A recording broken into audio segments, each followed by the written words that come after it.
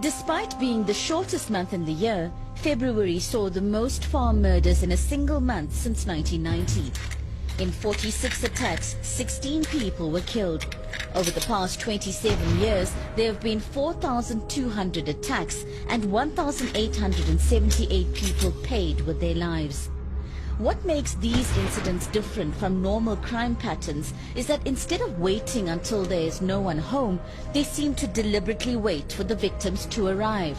They are then often tortured in the most barbaric ways before being killed or left for dead. Black farmers constitute around 6% of South Africa's commercial farmers, and correspondingly, around 6% of those attacked or murdered are black. The National African Farmers Association says violent crime goes hand in hand with all rural life. The rural attacks that are happening on a daily basis, you can't understand. Whilst we are sitting here in Johannesburg, our mothers are being raped on a daily basis in our rural area. Our sisters are being attacked on a daily basis. It's not a private farm of Mr. Serfontein, of Mr. Yancy. The criminals are attacking everybody where they see that it's a soft target. While white farmers agree that some attacks have other causes, they feel that reckless politicians trying to score points are adding fuel to the fire. And because I don't have a car, Black First, Land First say they don't support murders, but they don't have much sympathy with the white farmers. We do understand that black people are upset and angry, and rightfully so, because land has been stolen historically and it needs to be returned. And so if black people are responding to that violence with violence, then they are well in their rights to take back land by any means necessary. Inciting violence is one thing, but hiring assassins is another. We received a copy of a very interesting conversation between a national intelligence agent and a so-called general of the notorious prison gang, the 28s. He spent more than 20 years in jail for farm murders and was released in December. Hulle het my ook gesê binnekant wanneer ek uitkom, dan moet ek kontak maak met Julius Malema, die ou van Limpopo, van die EFF. Want hy was ook nou hier nou in September. Toe was Julius Malema, toe was ek by Pretoria, New York. Toe kom hy daar by New York, toe vra hy daar, toe sê hy daar, wanneer julle bendes wil goue span hê, wanneer julle wil 'n span hê, kom check my by Limpopo. Ek gaan julle span gee, wat ek julle gaan gee daar is 'n balaklava, 'n gun en cash. Want hy sê daar hy steun die boere. Die Julius Malema. Hy sê jy moet net vir my 'n paar moorde pleeg op boere plase. We invited Mr. Malema to respond to us either on camera or in writing, but simply received a one-line reply from the EFF stating that the CIC is not available to take the interview due to his busy schedule.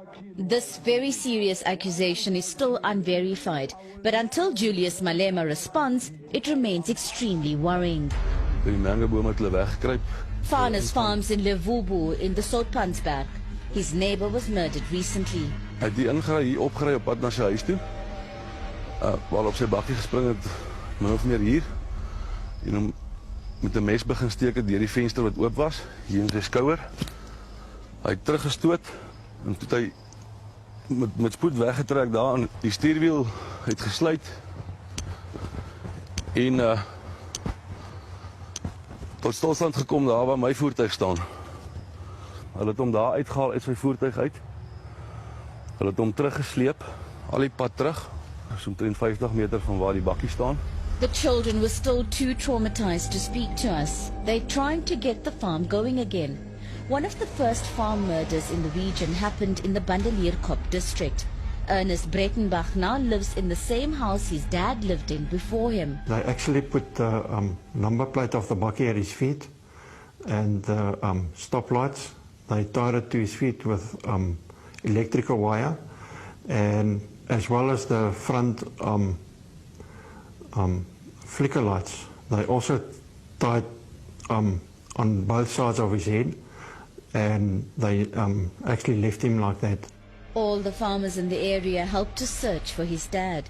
My one cousin that was also with me, he actually came from the front, and when I saw my father, I actually fainted. This happened 19 years ago, but Ernest will never forget that day. And then we aren't totally over it at the moment, but it's still in our thoughts and our minds of anything could happen again at any moment, and we have to prepare ourselves for any type of anything that could happen. Herman also now lives in the house where his father was murdered. Dit vat jou 10 jaar om weer normaal te lewe. Die eerste 10 jaar was baie moeilik. Hulle sê die meeste boerderye na so 'n plaasaanval misluk, gaan nie aan, dit word gestaak. Ek het dit self ervaar. Jy kan nie meer in die aand ry en 'n pomp gaan afsit nie. Ons is besproeiingsboere, ons het pompe wat ek deur die nag moet aan afsit. The remoteness of the homesteads, coupled with the relentless attacks, torture and murders, changed their lifestyles forever. The farmers have been forced to take responsibility for their own safety. Ek het staalhokke gemaak wat buite die vensters op is. Dat jy kan aankom nie. Is 'n staalhok met nog die reëling by die venster. Dit gaan my daai voorsprong gee. Ek gaan hoor as hy aan daai staalhok breek.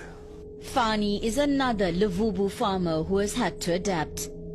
Hoe verkeerd is dit dat ek 'n kind van 10 jaar en 8 jaar moet leer hoe om 'n wapen te hanteer, net vir daai ingeval eendag as pappa of mamma seer gekry het en hulle moet hulle self kan verdedig. And every day at sunset, the idyllic surroundings make way for the same repetitive nightmare. In die aand het jy 'n ritueel waardeur jy gaan om al jou wapens, jou kluis word oopgesluit, jy wapens word reggesit, wapens word nagegaan, radio's word getoets. Dit is heeltemal 'n ander lewe as wat ons gewoond was. Voor dit donker is ons in die huis. Dan maak ek seker al die deure is gesluit. Ek maak seker my wapen is reg, by my vrou se wapen is by. Most farming communities now have a farm watch, with the farmers doing their own patrols at night. By my gaan dit nie alleen net nie. Baie mense kan sê ek is bang. Ek is nie bang nie. Ek is net nie dom nie. All of Farnas's direct neighbors have suffered attacks. When an attack happens, all the other farmers are on the response team. This means that virtually every farmer has witnessed the horror perpetrated on a close friend. Soos hier by my in die omgewing, by oom Henny, my buurman, oom Jan, wat ook ons langs buurman is, by Hannes Kelly, by oom Niels Marits. Dit was fisies, dit was aanvalle, waar hulle gekap is en waar daar bloed was en waar dood was. Many view the senseless and extreme violence as a terror campaign aimed at driving the remaining farmers off their land. If you have observed a farm killing next to you, or you are from a farmer that you know, obviously you will be totally discouraged, especially with your family, your wife and your kids. Agri claims it only reaches the media when there are white people involved. The people who feel that white farmers are really targeted are the ones who are making an unnecessary noise about the whole issue. We don't see this as a... Well, of course, any crime, we take it as just any other crime. To many farmers, their occupation is a calling, and central to that is our food security. Henry Geldenhuys from Tau SA says we will all feel the loss eventually. Verseker speel plaasaanvalle en moorde speel 'n negatiewe rol ten opsigte van voedselsekerheid en kos op die tafel. Ernst Roots from AfriForum agrees. We're nearing the point where we import more food than we export. And we also find that land reform, farms taken from white people and given to black people, 90% of them have failed, according to government.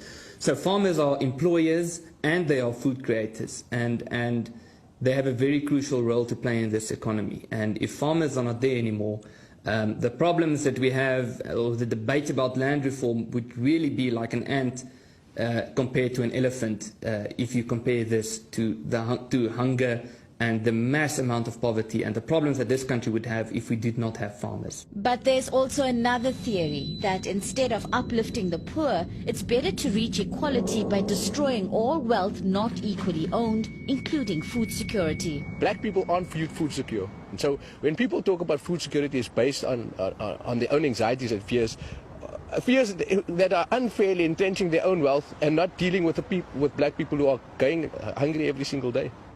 This week, AfriForum won a court interdict against Julius Malema.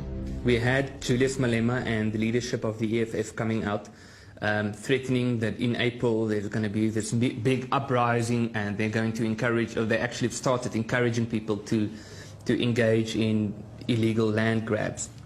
So what we've done at AfriForum, together with AfriBusiness, was to approach the High Court to get a court order that prohibits Malema in person and the EFF as an organization to encourage people, to continue encouraging people to do this. So in other words, if they do continue, that would effectively mean that they would be in contempt of court and they would be liable for criminal charges. Afrikaner boys, the poppers will dance. The EFF is coming for you, boys. Afrikaner boys, the ANC has made you to think this thing is still Orange Free State. This thing is not Orange Free State. This is Free State. When we take over power, Afrikaner males, you will know your place. One cannot just run away from anything.